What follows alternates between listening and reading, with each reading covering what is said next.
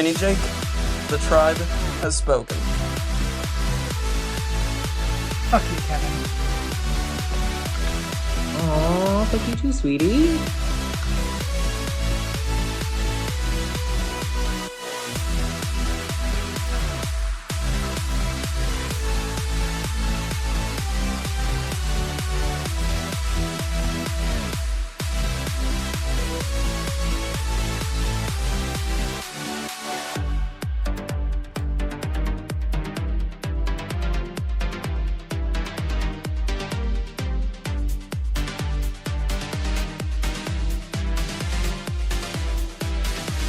I'm JJ, one of the original Tribe of Nerds members. You can catch me on Marvel, Pokemon, and other gaming podcasts.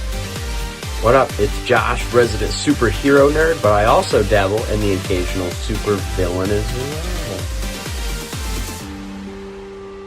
well. Some may know me as the Chaos Gremlin, but really I'm just Joe King. Pikachu, use Bolt Tackle! Good job, Pikachu!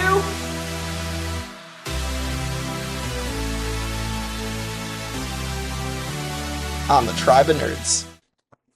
You'll be able to cut yourself free once you have the proper motivation. All right. Well, I might be on Kevin's hate Locke train on this episode. Oh, he's so good. No! How again they've gone how many days without realizing that she understands him by her facial expressions is beyond me. Yeah, it's a bit shocking.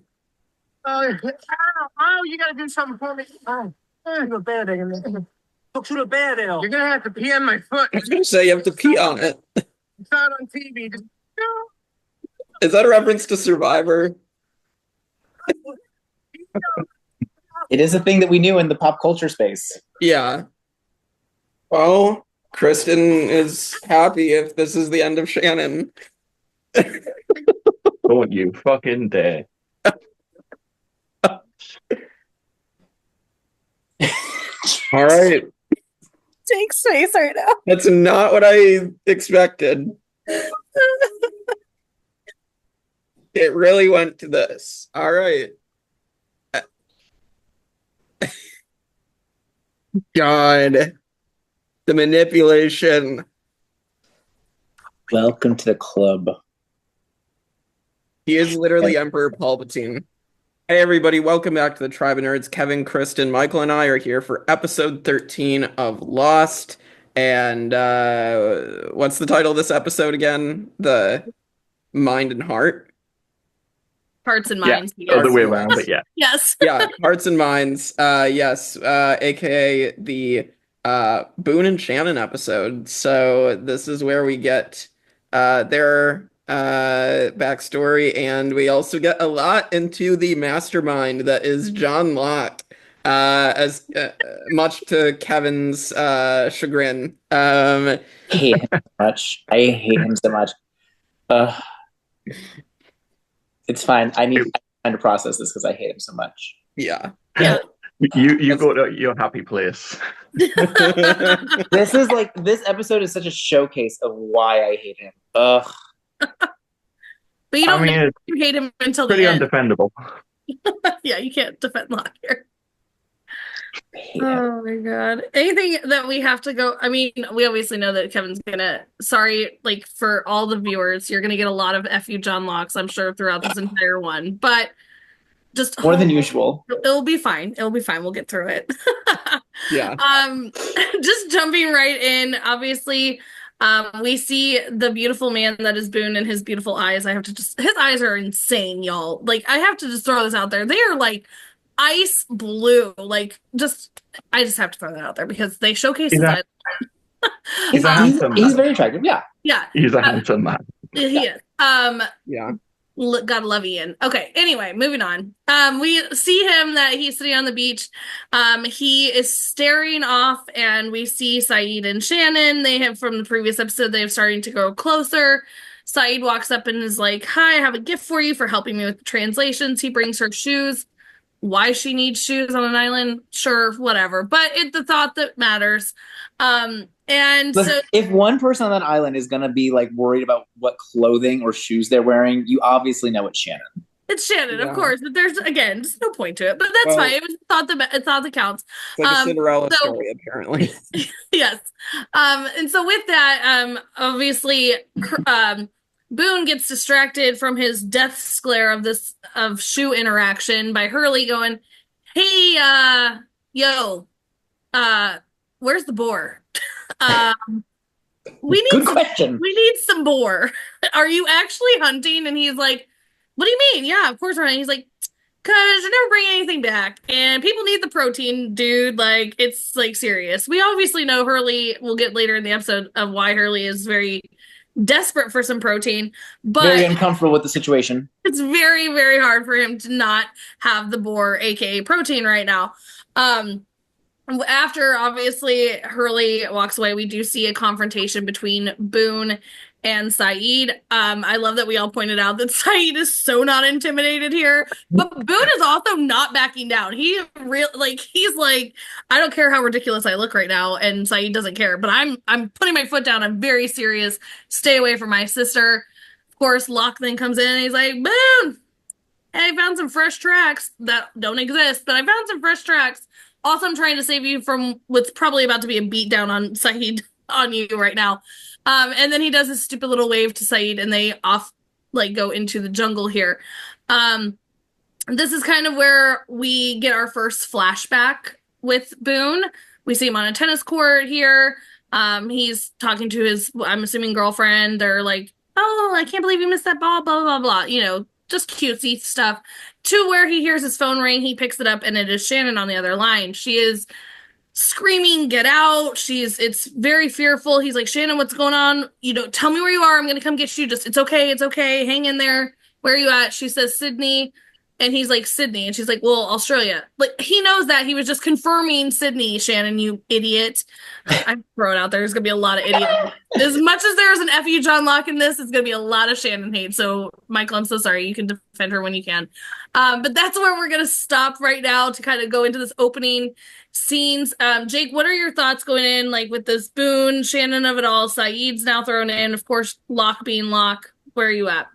Well, they did set up that Saeed and Shannon were going to be interacting like this last episode. So at least, you know, we saw that precedent set up. And now, you know, I guess from Boone's perspective, you can kind of see what he's seen. The fact that Saeed's giving Shannon shoes, like a Cinderella type of thing. And so I can definitely see that. It's like the overprotective brother or protective brother, right? Because I understand his perspective. Yeah, so that happens. Yeah, I definitely see that perspective. I mean, like, Saeed doesn't seem like a bad guy. Like, he's been nice to her. Like, Boone's just so, yeah, like you mentioned, overprotective. It's like obsessive, I think is the word I'd use. Like, we'll jump way ahead, but like, we'll say his obsession with Shannon. But yeah, I think it's just so unnecessary. I just love the look on Saeed's face. He's like, "I'm being threatened by this lifeguard. Like, go away. I'm in the Republican Guard. What are you going to do to me?" Okay. Oh my gosh. It makes me laugh though, because Boone was very serious. It's like kind of like when you're kids, you know, they're like throwing a tantrum and they're like dead set, and you're just like, just go sit down. Just go sit down. Right. I do think too, it's interesting to see our first character who is like a pretty privileged person, who is not this like con person on the road, who is not, you know, like they're not like running away from some torture pet. Like, he's really well off and he pays people off. And I do think we get a little bit in this episode of like, typically Shannon has been the smart one in this relationship and he's been the doofus, right? Like, I think we get a little bit of that. And now that they're on the island, it seems to kind of have switched. And I think they're both kind of, you know, dealing with that. Like, I think Shannon's very unhappy about that reversal of roles. But, you know, like when she says Sydney, like Australia, like she's checking in with him, like, you do know where Sydney is because you're dumb, right? Like, yeah. Like, I think in the real world, they're used to she's the smart one and he's the dumb one. I mean, you're throwing the word smart around. I don't know if I necessarily would throw that word around, but I mean, she's managed to outsmart him quite a few within that relationship. She's the smart one. She managed to outsmart him manipulated is probably the times. word you're looking for. If you're going to be talking about it's John smart Locke's to manipulate. manipulation, Yeah. man. So I would note all of that. I do also appreciate the 2004 flip phone that he was on when she called. That was fun. And I don't think we saw it yet, but like it almost seems like deliberate on the part of production to also like make him seem smaller. So like when he's talking to the guy on the dock, like even to the point of like he's standing sideways, so he looks thinner, and the other guy is standing with our back, so he looks wider. And like he purposely, I think they purposely make him seem smaller so that kid-like aspect of like seeming like he's having a tantrum is like amplified. Yeah, it's all about framing it. Yeah.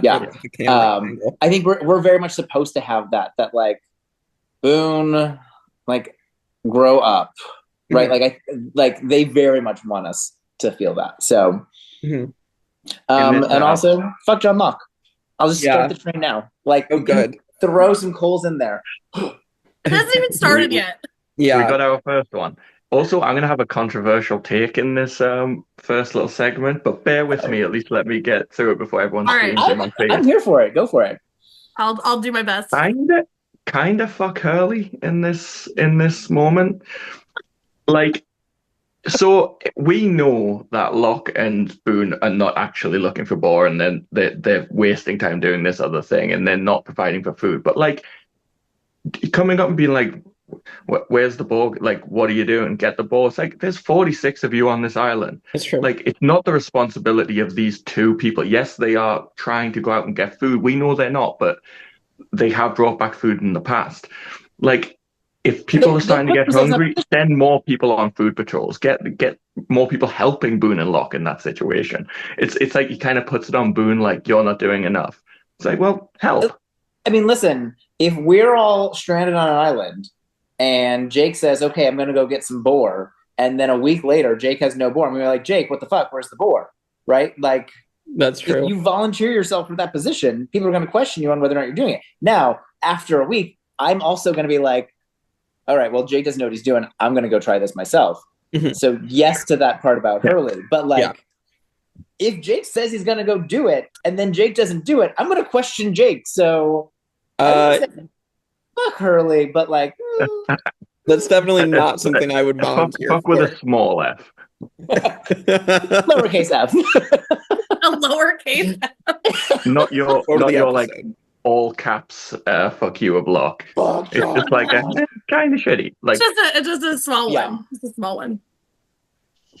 I wasn't prepared for that one, so it just kind of threw me off a little bit here. I mean, see, here's where I have to come back counter at you, Michael. Is you were totally fine, literally last episode, of Shannon just doing absolutely nothing to contribute to Boar, laying on the beach naked.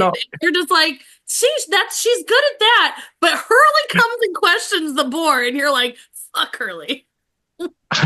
That's fair. But Shannon's not like questioning where's my food. I mean, she did. When? Last episode. I understand the point Michael is making. However, I think that it's okay for him to question Boone. Be like, hey. It's fine. I think it's okay to question it. I had to counter back. I do also, like, as a side note, like, throughout the episode, we start to see, like, again, more of that, like, settling into we're not getting rescued anytime soon. Yeah. Like we're seeing the garden and the fishing, and like they really are just like setting up systems to like live here. For sure. Yeah. Speaking of that leads us into our next thing. We see Hurley coming up to Jack in the jungle. Hey, Jack, Dr. Confidentiality, right? And he's like, yeah, bro, what's up? Like, I was just trying to take a stroll through the beach or through the jungle here. He's like, I've been having some digestive issues. And he's like, what are you eating? He names off literally every fruit known to man. And he's like, you need protein. He's like, well, there's no boar. And he's like, there's fish, bro. Like, there's other protein. He brings up the day one when Jen was bringing everybody the sea urchin. He's like, I turned him down and I think I ruined like his entire family and all these things. And now he hates me and I have no fish. And he's like, okay, this is stupid. What are you doing? And then he's notices that he's collecting leaves. He's like, you're not eating those though, right? And he's like, dude, it's for another thing. Gotta go. When you gotta go, you gotta go. So he takes off, which leads us to Jack walking and stumbling upon Kate. I mentioned when we were watching it, you didn't see her throw a rock at freaking Jack, but it's fine. You know, Jack can be the lingerer. It's whatever. But she brings up that she's collecting things, and she says, "Do you want, you want to see?" Leading him to this garden that you mentioned that Sun has started. He's like, "Kate, you did so great." She's like, "Nope, I didn't do anything. Just like Shannon, I don't do anything." But it's all Sun, and we see Sun planting things. I'm throwing the stabs when I can. We hear that she's got this part, then she's got a whole orchard back here. Like, Sun is doing some work. Like, this woman is contributing. She's helping Jack, like, as the nurse. She's like, there's so many things. Like, not even asking for praise for it. She's doing it. Right. Like how a normal person should be, not sunbathing or anything, but Sun's contributing. We also see we see that Hurley does run up to Jen. Jen's off to go fishing. This part I absolutely love. He's like, where do you find the fish? As they're literally standing next to an ocean. And Jen is like, I don't speak English, but you're an idiot. Like, literally the ocean next to us. That's probably where the fish might be. But this is maybe why Hurley wasn't going out doing his own hunting. Right. But I do love that he's sitting there with his like, I'll use my own tools. And Jen is just like, you are an absolute moron. And he tells him, like, basically, go back to camp. I'm gonna go do my thing. And Hurley's like, you just, what the heck? You just said something mean, didn't you? And he's like, walks off, and I love Jen in this moment. He's like, I'm the fisherman. I don't know what you're planning to do with this little, like, tool thing that you made, but maybe go, like, dig a hole. But we also then get into the jungle where we see Boone and Locke, and they're sitting there. He's like, hey, Locke, what are we doing? Like, what's the plan here? Where are we going from here? And he's like, well, let me tell you a story. It's story time. Sit down next to Papa Locke, and I'm going to read you a bedtime story about David. The statue of David and Michelangelo, and how I love that Kevin he's done for right now. My eyes rolled back so hard, my entire head was falling backwards. He brings up the story that Michelangelo was beaten, and his dad, like, nobody believed in him, but he sat staring at this piece of marble. And then later on, the marble turned into the statue of David. So basically he said, I'm working here. That's what we're doing. And Boone's like, but, like, we're not going to just stare at this thing for, like, months, are we? Like, what? Thank you, Boone. Thank you, Boone. Is that the plan? We're actually just going to sit here. And he's like, no, we got to think of, like, how we're going to open this hatch, blah, blah, blah, blah. And we kind of just don't really know where this is headed. They have a hatch with no handle, no way to get in. They're just at a loss. Where Boone thinks that they should be doing something more proactive, and Locke is just being Locke and saying, well, let's sit here and think about it. So, also, we get into the next flashback with Boone. He has made it to Sydney, which is indeed in Australia. And he goes to Shannon's house. She's like, what are you doing here? And he's like, you called me, remember? Like, it's like one of these moments of like, what do you mean? What am I doing here? And she's like, well, no, now's not a good time. We're leaving to go with friends. And she moves her hair to show a bruise. And she's like, just come back later. He's like, oh, okay, bye, and leaves. So again, we're getting this a little bit more of interaction. You can see that maybe Shannon is afraid. We heard in the previous flashback that she was saying, go away, get out of here. A man screaming. He's now shown up. She's trying to, like, hint, I have a bruise. Like, this guy's crazy. Like, can't talk in front of him. Come back later. So a lot of things going on. A lot of different character interactions. Jake, where do you want to start here with these different moments here? Yeah, so 3 different things to break down. But yeah, Hurley and Jen was an interaction I didn't know that was going to happen, and we haven't seen Jen in quite a few episodes. This is also the episode that, I guess it happens a bit later, we'll go over that Kate finds out that Sun can speak English, right? That happens later. Okay. Well, anyway, so that happens. Jin and Hurley interact, and yeah, it's really funny. I actually really like Jin this episode. Um, so like I feel like he's kind of understanding the people he's surrounded with more and willing to kind of be a part and help everybody out. And so this was enjoyable. And of course, he's going to know more than Hurley does. So this was fun. And then the John Locke and Boone conversation. Again, we do get this philosophical conversation with all this information that Locke just somehow pulls out and is educating young Boone about. And I think that just a masterclass in manipulation. This is exactly something that Emperor Palpatine did in Star Wars with Anakin. Is you're going to wax on about this. Have I ever told you the story of Michelangelo? Michelangelo, the wise guy. The wise. Michelangelo. Yeah, it's so good. Like, and I don't like Locke, but like in terms of like you don't like him as a person, but as a villain, he is fantastic to watch this play out. So I enjoyed that part. And then what was the third interaction? The flashback? Well, the flashback, but also goes- like the Jack finding the garden that Sun's been doing, and Yes. So Jack finds that again, Sun is putting in the work. I'm sure her name could come up at least as an honorable mention for favorite character for somebody here. Even though, you know, her big moment is obviously with Kate, but yeah, just the small little things that you see her doing are fantastic. So that's kind of my thoughts on everything, I think, that we just covered. Oh, and the Shannon and Boone stuff, of course. Yeah, you know, when he gets there, he's like 15-hour flight to get here, and for you to say there's, you know, act like nothing's going on.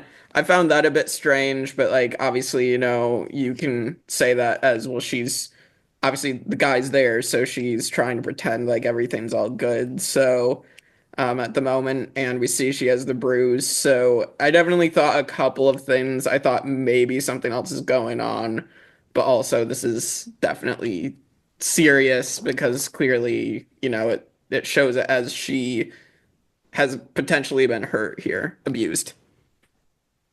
So I really like the going back to the sun garden thing. I really like that it's been this really just under the radar, slow like story that's been going on underneath. That Sun is like helping out with these herbal remedies, and like we have I don't know if it was before or after the garden, but where Jack's talking like, what's this for? And she's like, oh, my migraine. Off that was in the previous episode, maybe, I don't know. It's like Jack having this. I really like Jack comes across as so likable in his interactions with Sun, where he's always really impressed by Sun. And like it's always like this thing of like, oh, I didn't even think of that. Like, I'm so glad you're here. And I just think it's this cool thing of Sun being really helpful, just completely in the background. And making a garden makes complete sense. And she just does it. Like no one knew about it. Kate kind of stumbled on it and to bring Jack in, but it's like just something she did. Yeah. Yeah.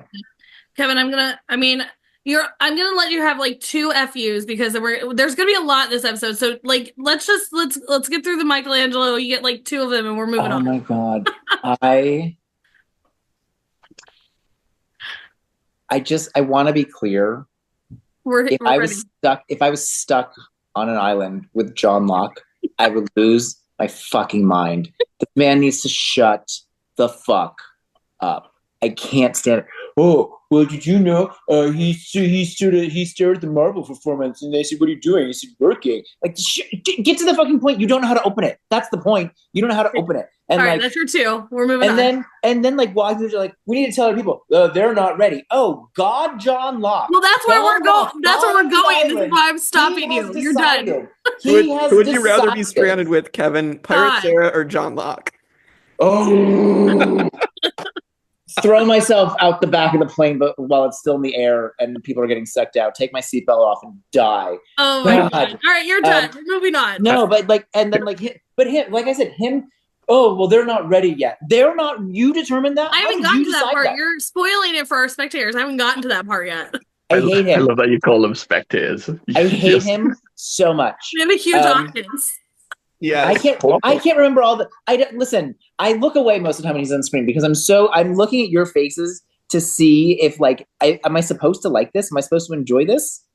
You know what, Kevin? You are missing out on one of the greatest acting performances in television history. I hate Look at his face.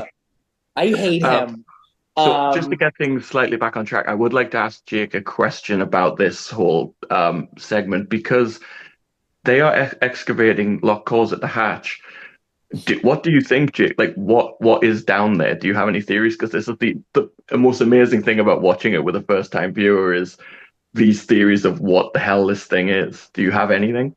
Yeah, well, I think I said the first episode they came across this, what was then just like a metal object. I was like, it's a door or something. I would say like an underground lab because we still don't know where Claire was taken by Ethan.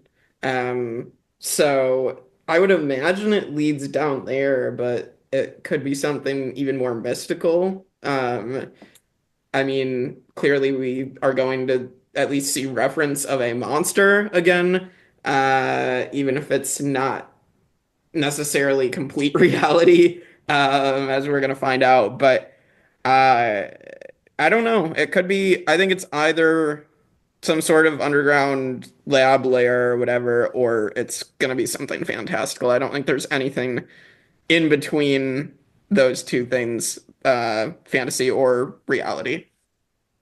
Oh, I'm so excited. Guess what? Maybe we find out, maybe we don't.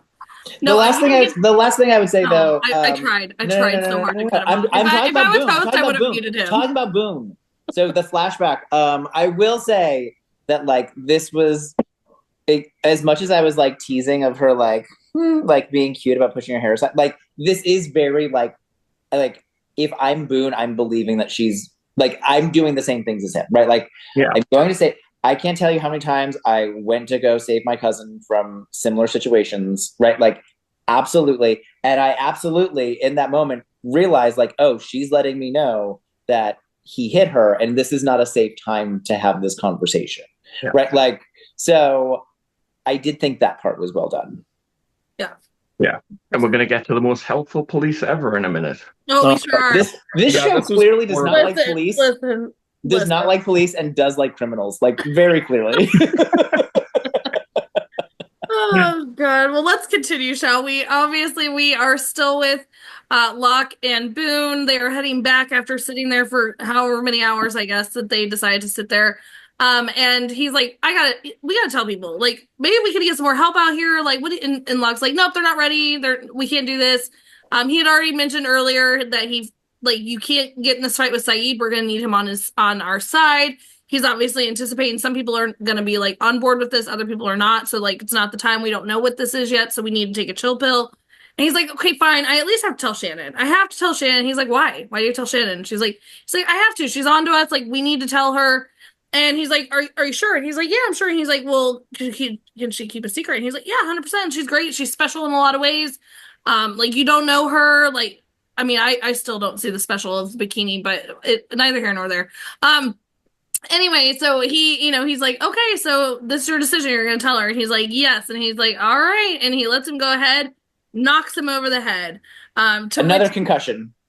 To which we see Boone wake up. He is tied up in all kinds of ways. He's got one arm behind his back. He's got it around his throat. He's got his arm up here. Like, Locke took some time. He made sure to hit him well enough that he could do very intricate tyings of knots here.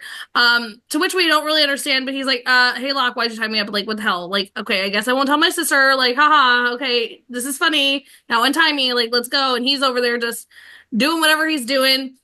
He's like, well, I gotta let you know that this is, you need to figure this out. You need to you need to take some time, a little space here. I'm going to leave you alone. It's kind of when your kid's throwing a tantrum, you put them in your room and they're like, all right, you have your moment and I will see you in a little bit. He then places this concoction on the back of his head and he's like, untreated wound, can get very serious out here. I can't stand this. But he also throws a knife down at him and has said, with the proper motivation, you'll be able to set yourself free. To which he walks away. This is a big part of it, but I am going to throw in this part a little bit as well. We see Kate and Sun, they're working at the garden. This is where that big reveal comes in. She makes a joke, and Sun laughs at it. And she goes, "Oh my gosh, you understood me." And she's just like, "Oh shit, I got caught." And she's like, "You did. You can hear me. You understand me. All these things." And she's like, "Please don't tell anybody." Like, please. And Kate's like, "Oh shit, she actually can't hear me and understand me." So now 2 people now know. We see her say, Michael knows. She explains, I learned lessons in Korea, but my husband doesn't know. Kate's like, why don't you tell him now? And she's like, because I love him. I can't tell him. So again, we see that, I'm still shocked that all this time has gone by, that all of these conversations, even Jack, like Michael, you mentioned when he's like, what's this for? And she's like, how did you know what he asked for, son, if you can't understand him? It's all these things. Like with Walt, when he's like, what's that? And she's like, oh, it's, for toothpaste. It's like, again, she wouldn't be able to respond the way that she is with, reactions on her face or answering the question if she did not understand. So I am, don't raise your hand, your tiny little hand. Yes, Mr. Hannah. But another kind of moment where she is now kind of letting herself be known, but still very cautious of telling those people, like, this is on the down low. So Kate, keep her mouth shut and don't tell Jack, because you tell Jack everything. So that's where we're gonna stop this little section, because I know that there's a lot with Boone and Locke. Kevin's gonna get another 2 FU moments, and then we have to move on because there's gonna be so many throughout this episode. But yeah, Jake, what are your thoughts when Boone's waking up, in this whole huge thing? It's not even just a tied up little bit, he's in a contraption, y'all. Yeah, well, so that was an interesting way to tie someone up. I've never really seen someone get tied up in that way before, but it's in such a position that it's possible for him to get loose, get the knife that Locke throws down. Thinking to where we're gonna find out about what happens later with the hallucinations. I do think the hitting in the back of the head, causing the wound, and then putting the concoction on the back of his head, that's probably how he got drugged in the first place. That would make sense. So yeah, I guess that was the purpose of Locke doing that in the first place. So I did find that interesting. And yeah, I mean, I did not see it going where it was going to go from there. And then, as we alluded to earlier with Kate finding out Sun can speak English, I did find that interesting. Again, as you said, Kristin, they can, the fact that she has been able to understand everybody and nobody's been able to pick up on it.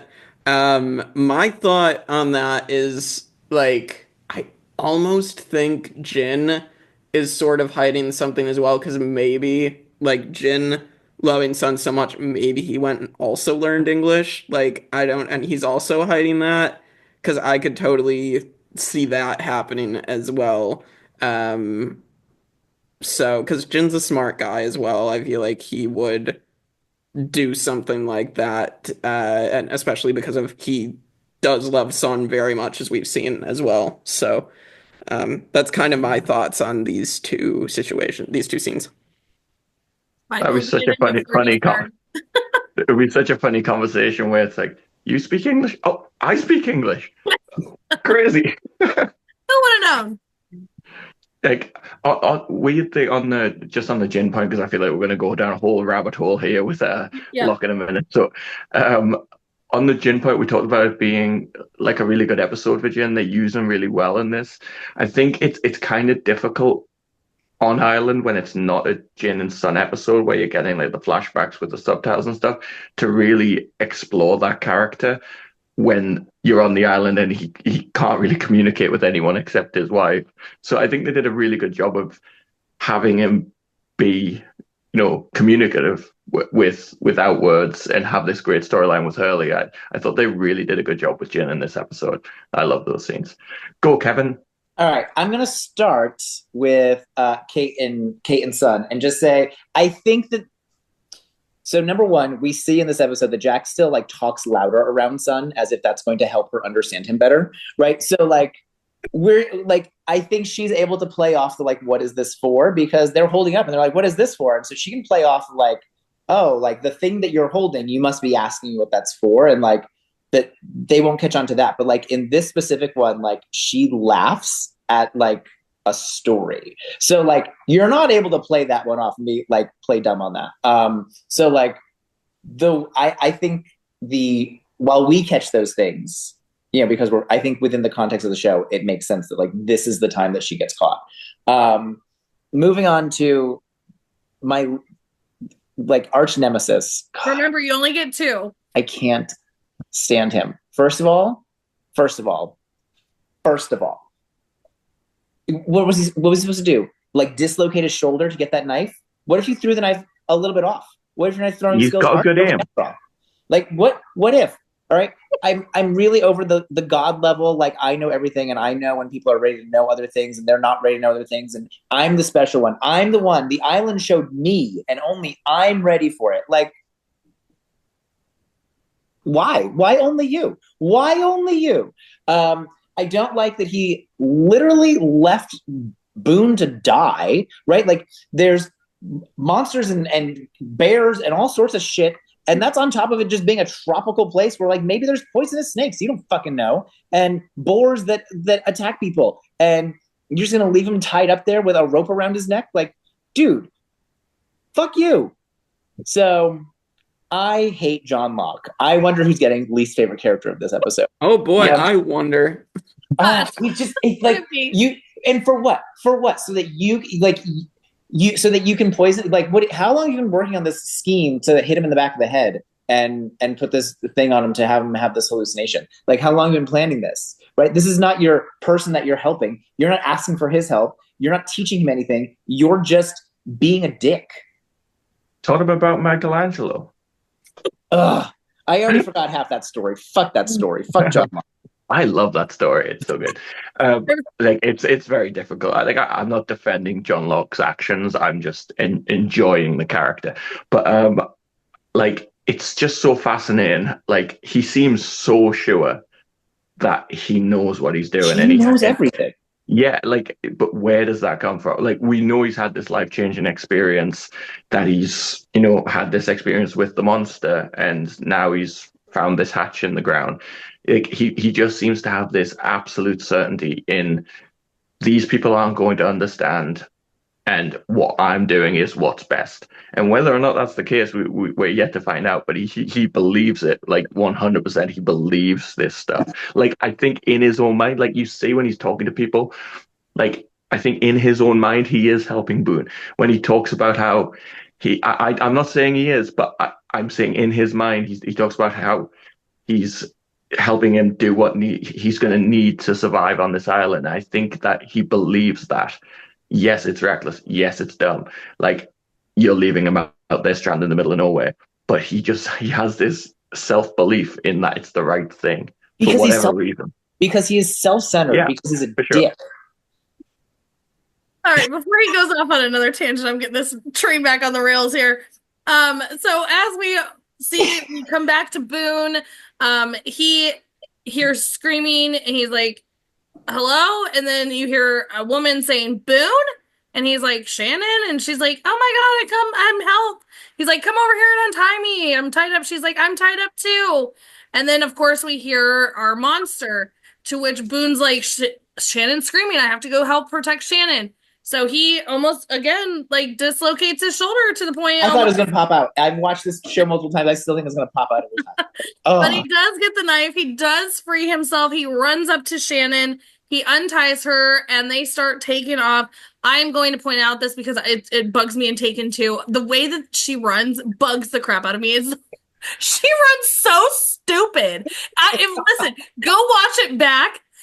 She does it in the movies Taken too. And I'm like, where did you learn how to run? It's like, clonk, clonk, clonk. It's the weird. I cannot. I'm sorry. It just bugs me. I have to point it out. So if you are watching it, go back and rewatch that girl run because it's hilarious. With that, they run and they go hide into a mangrove trunk. To which this monster like is kind of circling, and we're seeing a little bit more than we've ever seen before. And then it starts kind of attacking the tree. I want to stop here really quick because I want to hear, Jake, what are your thoughts on this monster? We're starting to see it's huge. We know that this is like of big proportions here. We're seeing the shadow that it's cast. Before I go on to even like the next little blocking of it, what were your thoughts? Where are you at with monster? What is this monster? Well, it's giant. It clearly, it tears skin off everybody. Like, I mean, we've literally watched it like skin the pilot alive and basically skin Shannon. Or think it skinned Shannon, at least in a hallucination. I mean, I'm not sure exactly what it is. I was thinking maybe something that's like a dinosaur or something, but I feel like it's something else other than that. Like, I'm not quite sure. I think we still need to see, or I still need to see a bit more of it to really understand. Yeah. I mean, I could guess what it is very easily. Yeah, we all could. But also, I'm right there when I'm seeing this for the first time. I'm right there with Jake. Like that's why I wanted to kind of get where Jake is, like in this progression of what we think this monster is, because I'm 100% convinced this is like the next Jurassic Park. But this is definitely a dinosaur we've never seen on this island. So I was right there with you, Jake, when I had seen this for the first time. So I wanted to kind of get where the progression of where you're thinking, because now we're starting to see a little bit more of what this could be. So.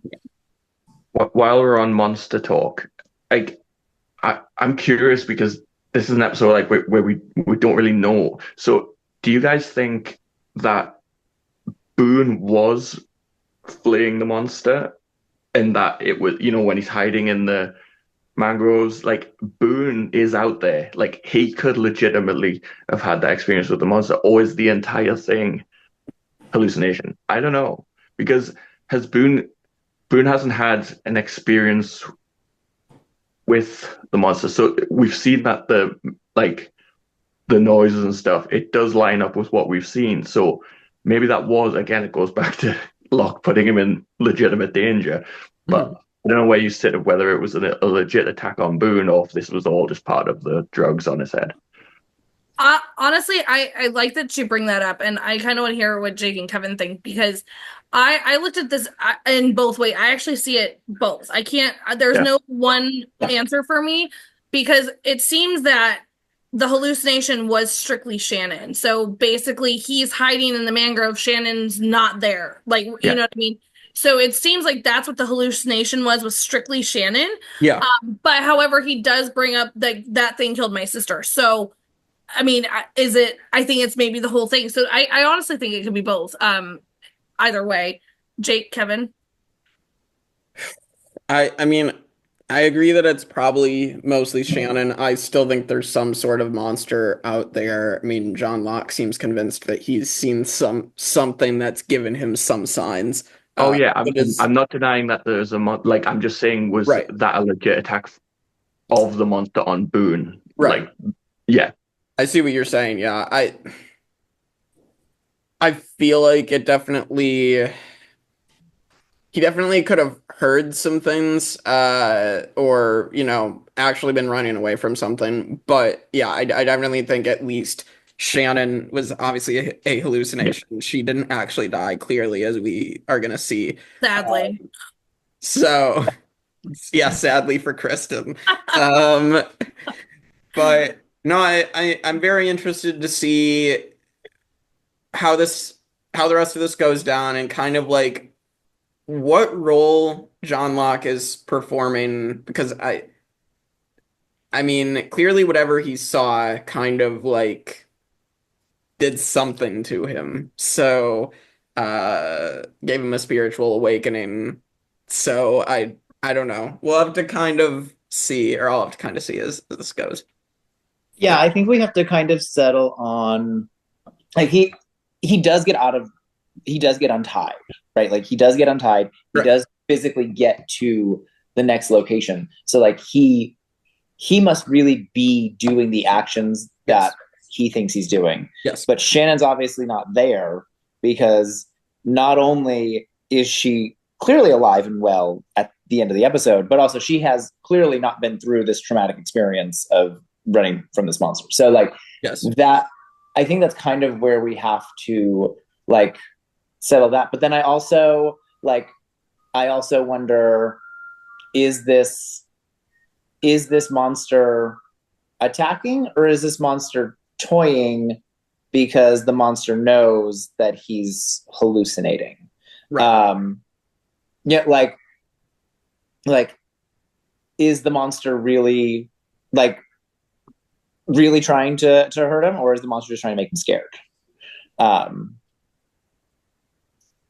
Yeah, we've seen this thing can fuck someone up if it really wants to. We also saw, Yes. like, on the island too, like, Jack saw his dad. Yes. So, like, was there something similar to that really there that he was seeing in Shannon? Right. Right. Yeah, I mean, honestly, again, that's another reason why I say it a lot, that Lost is such a great show, because there's so many different, like, ways that people can take these scenes. You know what I mean? Like, so while we have you, if you're watching right now on this point, go to the comments and tell us, what do you think? Do we think Shannon was, like, the only hallucination, or the entire experience was the hallucination? So let us know. And if it's a spoiler, Yes, and Jake will stop reading before he gets to the our comment. sweet Jake can't help himself, so he can't help himself. I see a spoiler warning, and I will promptly avoid it. Run. And I've been a good boy. Run, but not how Shannon runs. Run actually, like, anyway. All right, going back. All right, so they're in the jungle. They're getting attacked here. While this is all happening, we do see that Saeed is in the jungle. He's looking at the maps. He's trying to come up with something. Locke shows up. They have their little interaction. He tells him that Boone has told him to take the day off, and he's going to hunt boar. He said, do you think he's going to catch anything? He's like, no. He is like, oh, you made a compass. He tells him about the Weebelows, and he gives him his compass. He's like, here you go. I don't need this anymore. And also we see Hurley with Jin. He's trying to mimic him throwing the net out with his shirt. I love this though, because, like, Jin's just, like, picking up, like, fish after fish, and Hurley's, like, slamming this thing down into the ocean. And so he's trying to tell Hurley something. Hurley's like, forget it, whatever, I don't even care, I'm done with this, like, I don't need the fish. He steps on a sea urchin. He's telling Jin, you have to pee on my foot. Yes. I love it because he's, like, pointing to his area of where he would pee, and he's like, no, bro, like, stop. Pee on it. Yeah. So I pointed this out. And I loved it. The Survivor reference to Survivor Marquesas, John Carroll, and in my opinion, a very underrated Survivor in the history of the game, in more ways than one. And also because I just rewatched, this is last season I rewatched also Rob Zabachnik, and Thailand stepped on something and hurt his foot as well. So it's like twofold, but it's mostly Survivor Marquesas and John Carroll. Because Kathy had to pee on it. Yes, exactly. Haskell could not. So we do leave them there at the beach. We go back to Boone and Shannon. The coast is clear. Also, while he's protecting her, we do get another flashback of our favorite police officer here. He's in the police station. He's like, you got to help my sister. Like, this guy's abusing her. The guy's like, so you guys are brother and sister, but you don't have the last name. He's like, she was married at once before. That doesn't matter. Who cares? Like, why aren't you helping my sister? He's like, well, like, we can't just go and, like, knock on the door. Like, did you actually see the fight? And he's like, no, bro. Like, I heard, like, why aren't you helping? He's just not, he has no inclination to go and check out the situation at all. No safety check, nothing, wellness check. We get a good reveal here. It's our first time that we see that our characters have like some connection to each other, and not just like they cross over a little bit, because we do see my man Sawyer He is obviously in the police station. They're wheeling him off. He's yelling and cussing everybody out. And the police officer even says, no, she was with that dude. I could do something about it. And he's like, you're really not going to go check on my sister. He's like, sadly, we're the police, not the dating police. Like, get out of my office. Like, I don't know what you're here for. So that was definitely a very weird interaction. Do we want to stop here and talk on? Yes, Go for it. I hated this. This was so dumb. Just for this cop to do nothing when someone is reporting like a crime. I hate like what evidence there has to be, and like they can't just go to the location and actually like get evidence there. Apparently, like I just feel like that's so dumb. Yes. And yeah, and like when someone calls 911, even if like you call 911 and they pick up and they say, oh, like I'm sorry, I called the wrong number, like they still have to send a police officer there to check, right? Like that's a thing. So like even if someone says actually there's been no crime and you don't have to worry about this, they will still check because someone alerted them. So like this is the opposite of that. This is them being like, no, but like it's not enough crime report. No. And I think it's hilarious. Like great plot device for a TV show, but hilarious. Yeah, it's just very, very frustrating that this was something that happened to them. Like, and if this were a real life situation, which they got the worst police officer in Australia who just clearly the Australian police did not his job. appreciate this depiction. Yeah, I bet. Also, on the Sawyer thing, like you said, it's just so good. It's just like a little moment, but it's like we know that all of these characters are all in Sydney at this time, so it makes sense that they would cross over, and it also makes sense that Sawyer would be pulled into a police station. Yes. Yeah, if they're gonna cross over with Sawyer, that makes the most sense. Yes. That's the play. Leave my man alone. But no, I do love that it's, I mean, because we even see too, we saw like in the pilot and things, we saw, you know, obviously Jack and Rose were sitting next to each other on the plane. So we are seeing that they did, you know, cross paths here, but this is like the first time in a flashback that we were seeing it, not a plane flashback, but like before the plane. So, you know, I love that moment. Plus, I mean, anytime Sawyer's on my screen, I approve. With that, we also see that Saeed has now gotten his compass. He approaches Jack. He's like, where's north? And Jack's like, well, sunset's over there, so this should be north. And he's like, correct. But look at this compass. It's saying north is over here. So what's happening? And he's like, okay, so what are you trying to tell me, Saeed? I love this moment so much that he's like, what are you trying to tell me, Saeed? And he's like, well, obviously this compass is defective. Really? Like, this is what this major thing is? But it's because he's like, where did you get it? And he goes, from Locke. The one that never seems to bring back Boar, that they keep claiming that they're going out for Boar. To which we see Jack going onto the beach. He is checking in on Hurley. Finally, like the doctor checking in on the man that's like literally heroin withdrawal, been hanged. It's amazing that the doctor finally does a house call. But we see him giving him aspirin. He asks him how he's doing. Charlie is like, from what? Not great. All these things that have happened to me. But they are starting to build this fire. He's like, you're not at the caves. He's like, I need a change of scenery. And so then he starts asking him about Locke. And I love this moment with Charlie. He's like, I thought maybe he probably shot up the postal service when his mom forgot to put the cookie in his lunchbox. Like hilarious moments here from Charlie. But then he says, but that's at least what I first thought. This man saved my life. If we're going to trust anybody on this island, it's going to be Locke. And Kevin, you can shake your head all you want, and you talk about the manipulation that he did with Charlie, but Charlie doesn't view it that way. Charlie views it as that man saved his life. So with that, I mean, the manipulation's there, but it works because that's not how Charlie's taking it. Charlie is very appreciative of John Locke and thinks that that is the only person that's going to be able to get them off the island. Little does he know, Locke is just sitting there checking for ships that are not there. Like Locke's living his best life, just sitting there. I think John Locke has literally been doing everything to have them stay on the island, not get off. So, well, maybe not. We don't know. Yeah. ICCOD. ICCOD. Which we do see Jack walk up to Locke, and he's like, "Hey, how's it going?" Like, a couple people have brought up to me that we don't have Boar, so you said you gave him a crappy compass. Like, just let me check in with you, Locke. Haven't seen you. And Locke says, "Well, you're a busy guy, whatever." And so then he's like, how's the boar hunting going? He's like, well, to be honest, like, they have a new predator, so they probably took off. And Jack's like, oh, okay, makes sense. Where's Boone? Haven't seen him today. So now we hear a different story that he tells Jack, because we know that he had told Saeed that he had told him to take the afternoon off because he was going to search for Boar. He's now telling Jack that he hadn't seen him. And Jack just also, I love that Jack doesn't even question this. He's like, okay, bye. Like, that was a good chat.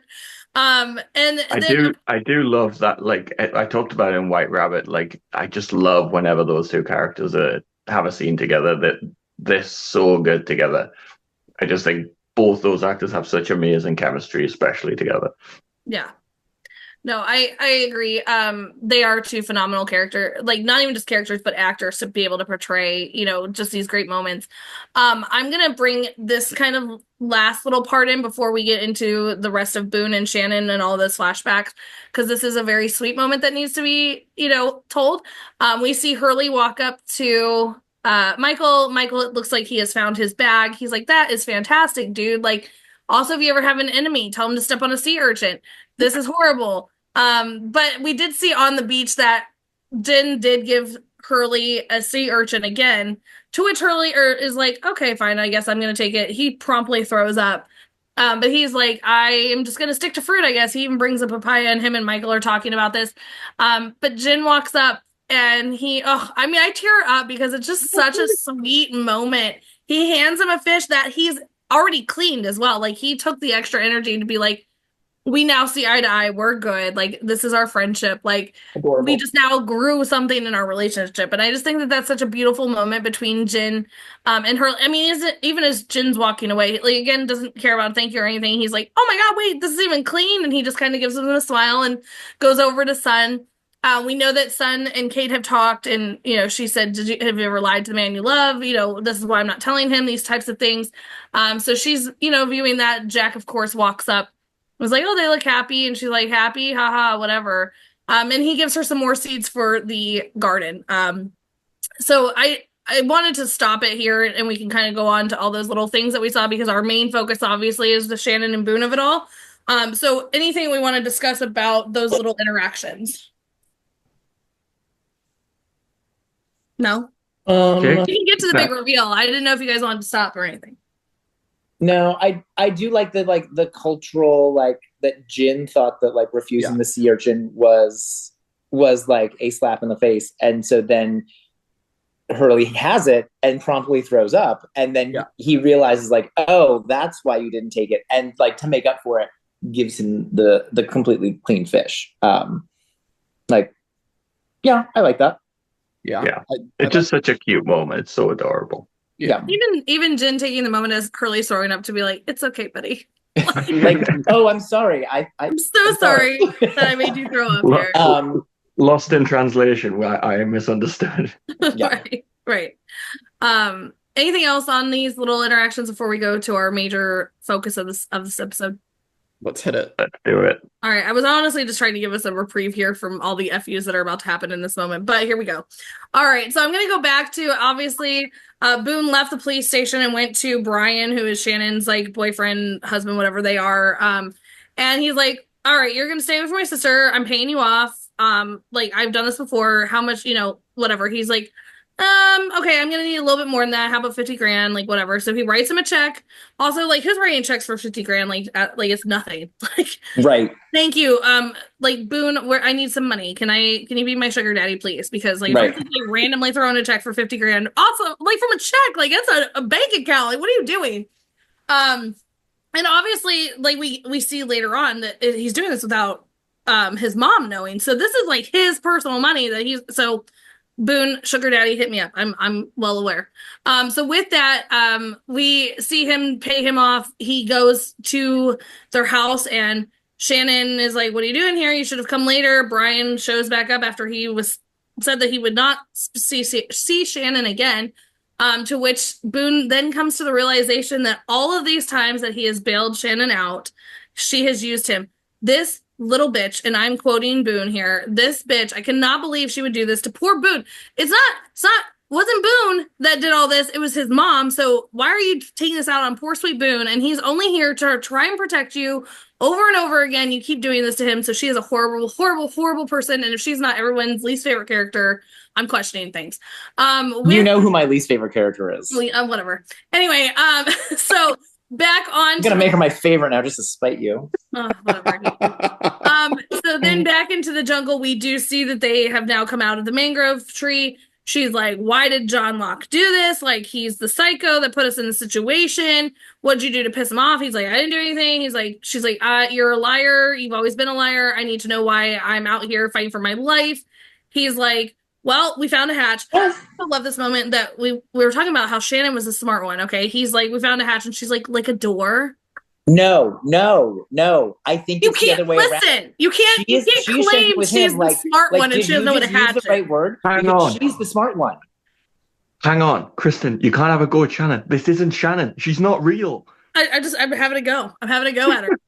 In any way, shape, or form. Imagination of Shannon. Any way, shape, or form. I'm throwing the digs where I can. Anyway, so with that, he does tell her, he's like, that's why he didn't want me to tell anybody. This is why we're out here. To which we have an explosion of trees, and now we're running for our life, but we're not running fast enough because the girl can't run, and she gets taken by the whatever monster this is.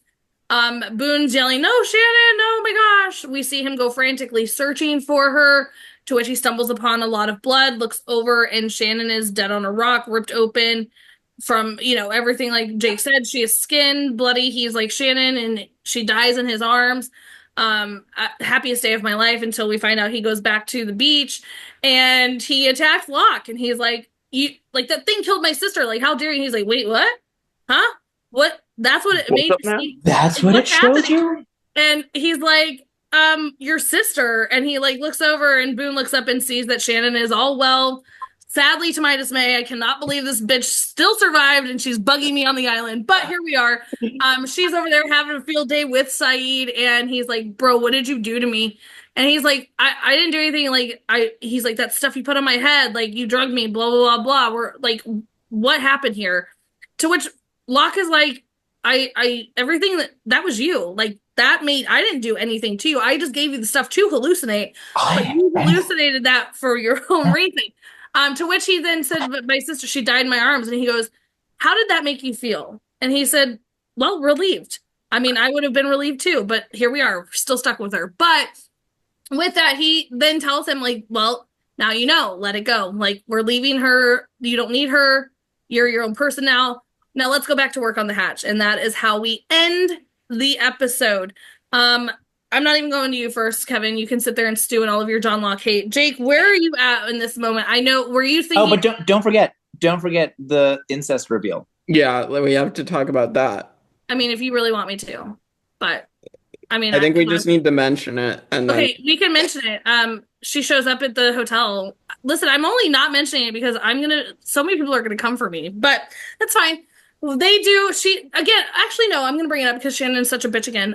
She shows up at the hotel and she seduces poor Boone, the crazy bitch that she is, and sleeps with him. Basically says, here's what's going to happen. We're going back to LA. You're not going to tell your mom. We're going to go back to everything. And screw you. Thanks for the money. And now you're going to pay for my flight back. She's a horrible, horrible, horrible person. But also Boone is so hot and he is not blood. I would have slept with him too. Okay, go ahead. Boone and Shannon Lannister, get down to it. It's not Lannister. They are not blood. They are not blood. Shannon Lannister. They are not blood. Listen, I'm not kidding. If my stepbrother looked like that, we are not blood related. Yep. I get they're not blood related, but it's literally been raised as brother and sister. Nope. It's no. It's very wrong. I hope that you want that on record, Kristin. You realize we're recording this, right? No, that little recording light is on. All right, listen, you put that out into the world. I am not blood related, and he looks like the way he looks, and he has $50,000 just hanging out. That's her caveat right there. Is that she's gonna say if she had a stepbrother, it wouldn't look like that, and so therefore it would not be okay. It's only okay because it's Boone. Because I mean, have you seen him? They created him in a lab. It's Ian Somerhalder. That's the only. So if your Right. stepbrother was Ian Somerhalder, you would do it, but otherwise, any Or other I mean, stepbrother. or Josh, or Sawyer. Okay, Then, yes, you know, okay, fair okay. game. Anybody else? Like, if they're looking like John Locke, then no. Rude. Poor Thank you. Terry O'Quinn. Terry O'Quinn's got a gorgeous smile and wonderful Sorry, eyes. Terry O'Quinn. I mean, maybe you should put I lemon appreciate. in your Listen, mouth I instead of appreciate an orange. the extra hate on Locke. So You know, I listen. I have to shell it out to Shannon and to John Locke in this episode. So, yeah, I don't care. It can be on record. All right, Jake, give us your first impressions of this Boone Shannon Of all the shenanigans. Well, I said my piece on the incest and how wrong it is. The other parts of it, yeah, I mean, I definitely thought for a moment, okay, when, Shannon is shown to be dead, I'm like, are they actually going to kill a character this time? Are they going to do another Charlie and she's going to be fine? And then they didn't. And I understand it. Again, we're only halfway through season 1. They're going to save any deaths, I think, for the end of the season. Because we've finally only just gotten a little more development for Shannon. Like, they're not just going to kill her off this soon, I don't think. Even though Kristin would want that to happen, but every time I watch it, I hope it's true. Every time. And then obviously Boone attacking Locke. I mean, very justifiable reaction to thinking your sister or sister turned lover died, and just trying to tackle this old man, and apparently he is much stronger than he appears, and beats down the young kid. So very is he stronger than he appears, or is Boone just always trying to be a tough guy and he isn't really? Listen, let Boone have his moment. But also just Locke has more experience with this stuff than Boone does as well. He just got his legs back 21 days ago. Well, that's true too, but but he's had more practice with knife throwing, and I don't know. Stop giving John Locke credit. All right, well, that's basically my thoughts on everything. Justifiable reactions to her death, but incest is bad, so... Incest is bad. Well, that's a good message to end on. Yeah, this is for everyone. Incest is bad. This isn't Alabama. Even in Alabama.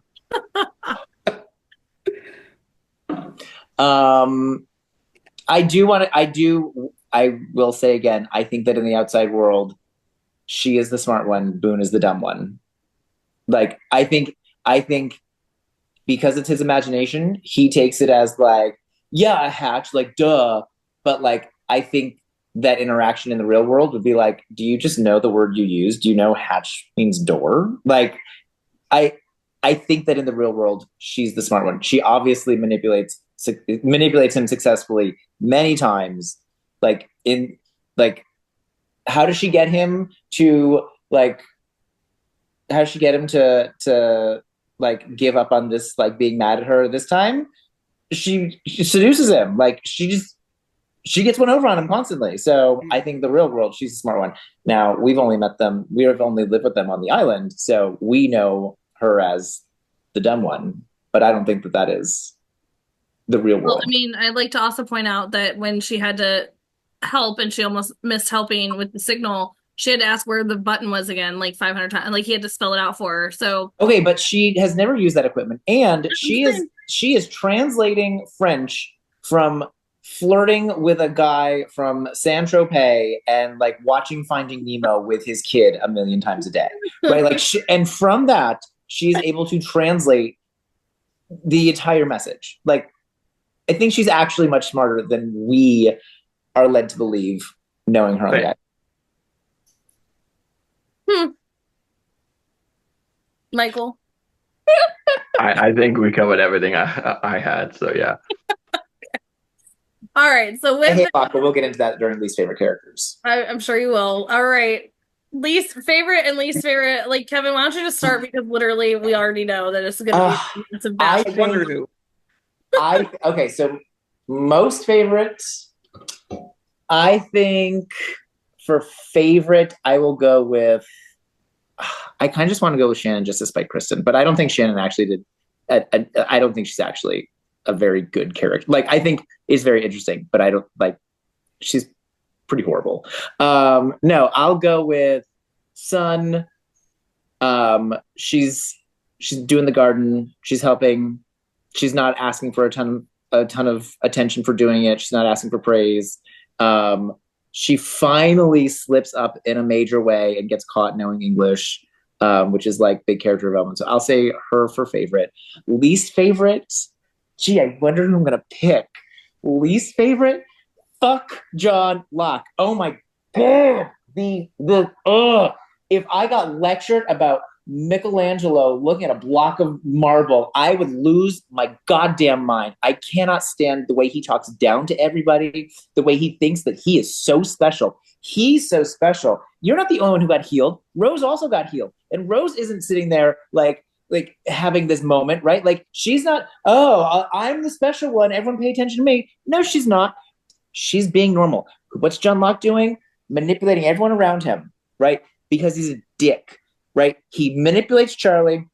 He manipulates Boone now, and they think he's wonderful. They think he's great. Meanwhile, he just wasted how much rope to tie up Boone just so that he could cut it? And is anybody eating boar? No, no one's eating boar because he wants to go sit and stare at a hatch in the ground that he doesn't know he doesn't know what to do with. He can't get it open, and he's just going to look at it and then make other people feel dumb because he doesn't know what to do with it. So fuck John Locke.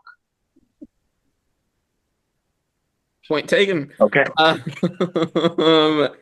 right. Favorite character. I'm gonna go Jin. Adorable, like the interactions that he has. That again, we've seen he loves Sun, and he's willing to help people out, like Hurley. Even though Hurley, maybe doesn't handle certain situations correctly, or as like correctly as he should maybe in that situation. But yeah, I think Jin definitely deserves that. Least favorite. All right.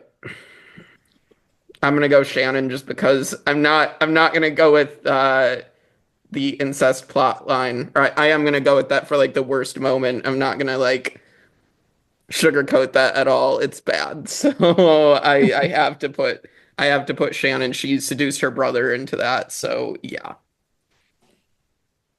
We're on the. I thought maybe they'd get honorable mentions, but I'm on the same wavelength. Like, I was torn between Jin and Sun. I thought they both had like lovely moments in this episode. But for Sun just doing her little thing and helping out and actually being really like productive member of the group in a little garden, I'm gonna go for Sun. This was a great episode for Sun, even with just a few scenes. And I love how that whole thing with her speaking English got revealed with Kate. I thought it was done really well. And Yunjin Kim's performance of it was fantastic.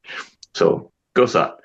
Least favorite character, I'm going to go with dipshit police officer number 1, who just apparently does not want to do his job. God help, to whoever someone actually suffering from domestic abuse comes to this guy, because it's not going to end well for them.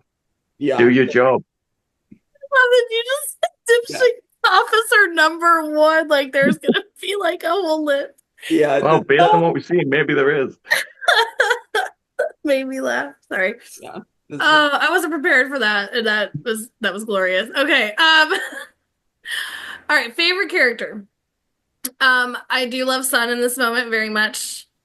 I do love Jin very much. But I think I'm gonna have to go with this monster because it killed Shannon. That would be my favorite. But listen, you never know what you're gonna get with me. But I mean, Boone was also up there. So if you're not gonna accept monster, then I will throw Boone as my favorite character, because Boone had a lot of you see a lot of what he has gone through with Shannon, and so why he has had to kind of put his foot down with her, like just like telling her how it is on the island. So he will be another honorable mention if you guys are not accepting of the monster. I'll accept the monster over Boone. Okay. That was very funny. I mean, I approved of it. So, with that, obviously, this is no surprise. Least favorite character is Shannon because she is an absolute horrid bitch, and she should have died. I wish it was not a hallucination. The girl can't run. She runs like an idiot. She is completely useless, and she has seduced her brother. She has stolen from her brother, and all these things. She is a horrible, horrible person, and I wish that the smoke monster or what monster would have just, whatever he is or they is. R is, she It is. all the things would have taken out Shannon. Well, Thank you for coming to my TED Talk. name dropped something. Can't stand Shannon. Yeah. All right. Episode rankings. So I know episode 12 was whatever the case is in last, but what's our top 10 look like?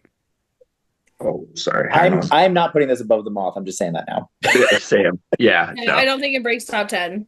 Yeah, that's Now, I if would put it Shannon would have above. actually died, it would have been number 1. I But I feel like there's some more to this episode, but yeah, I mean, with showing stuff like incest and showing, I feel like the most interesting part of this episode is John Locke's manipulation, but I don't know.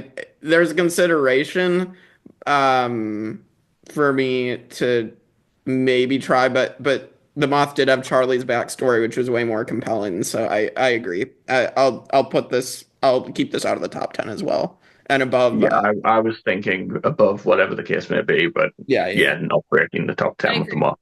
Yeah. Yep. I agree. Not so we're putting this at officially what, 12, right? Is that what we're saying?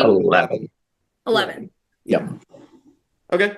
Sweet. So that is 13 episodes down of Lost season 1, and so excited to continue. So we'll see you all next time on the Tribe of Nerds.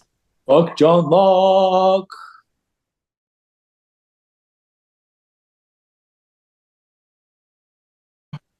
All right, we are back for the Tribe of Nerds after Jake. We do not have Michael with us right now, but that's okay. Kevin and I are going to get you through all the spoilers of this last episode.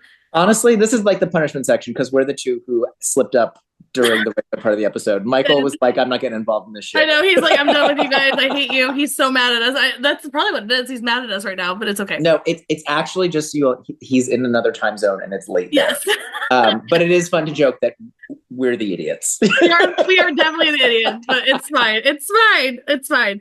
The thing about it, though, is those two things that were spoiled are not like massive spoiler alerts. Like, it's not a huge thing. Yes, does it suck? Yes, but that's okay. I mean, there's so much more to the smoke monster that just calling it the smoke monster, like it having a name, doesn't reveal enough. And like, yes, I slipped up and said that Rose was also cured, but like that's a great character moment for her. But it is, yeah, like they're moments, but yeah. But it's not like the end. It's not revealing like anything. Characters who died. It's not revealing. It's not revealing the end of the series. Correct. Correct. So, well, it's a 20-year-old show. It's okay. We're just gonna live with our guilt. It's totally fine. All right. So let's jump into this. Obviously, this is the Boone and Shannon episode. I'm gonna bring up that this is kind of, we've already talked about like when Boone started hanging out with Locke. It was kind of, we know where that's leading to his demise. I want to point out here that they focused in a lot on Shannon's injuries. Which foreshadow to Boone's because they show his chest and how bad it was. So again, that is going to portray into what is coming. Oh, sadly, what's coming. Which of course we know. And that's when I will happily jump on the hate John Locke train. I've already said that. So I already hate in here, like literally, he like Boone could have died. Boone could have died in this episode. He could have been eaten by a polar bear. He could have been attacked by the boars. He could have been killed by the smoke monster. He could have fallen over onto that knife trying to pick it up and stabbed himself. He could have died, and he wasted a rope to do it. I hate him. Also, I mean, we do know that Shannon and Saeed's relationship is going to continue to the point where she is not around for that moment, that fateful moment with Boone. So we do know that is going to happen and foreshadow. And I mean, with that, there's a lot too, like, because they're bringing up the money, which we know, which we'll get to with the Shannon episode of it, that when her dad dies, that she was not in the will, she gets zero money from that. I mean, she will be least favorite character, the stepmom, for that episode. But we know that she like was literally left with nothing, and so. I mean, is she a horrible person? Yes, I stand by that for doing what she did to Boone because it's obviously clearly his money. Right. So yeah, with that, I think that it's not her sticking it to the stepmom. It's her sticking it to Boone, which is completely unnecessary. I mean, I think she probably puts the two of them together as one and just like sticking it to the both of them. Like, you both came in and ruined my life. Yeah. No, like she...